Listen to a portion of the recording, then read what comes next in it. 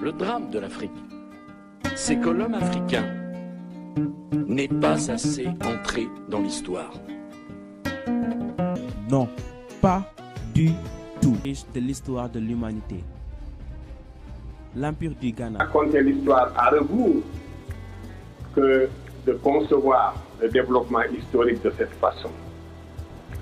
Parce que c'est bien le continent africain qui fut à l'origine de tout le développement de la civilisation.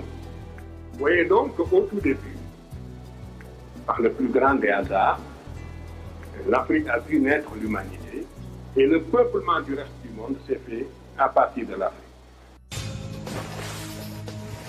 Réellement, lorsque Champollion a déchiffré les hiéroglyphes et qu'on a vu que la civilisation égyptienne est la plus ancienne de toutes les civilisations de la Terre, il était devenu, comme vous le disiez tout à l'heure, antinomique, il était devenu inconcevable que le peuple qui doit être asservi, qui était déjà asservi depuis 4 siècles, n'est-ce pas, puisse être à l'origine de la civilisation humaine.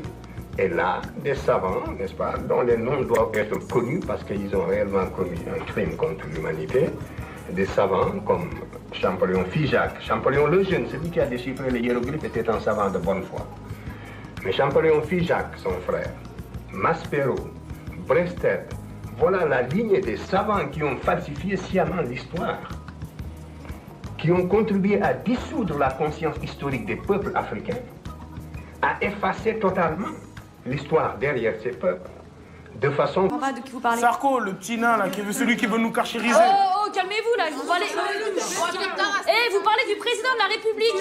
Alors, lui, on parle du président de la République. Il nous a insultés, vous le défendez, ça veut dire que vous êtes partial. Ça veut dire que vous nous insultez aussi. Ça veut dire qu'il faut le respecter pour... Ça veut dire qu'on doit respecter quelqu'un qui nous a insultés, mais c'est pas logique ce que vous dites. Ça veut dire que vous êtes de son côté, alors qu'il y a une semaine, vous...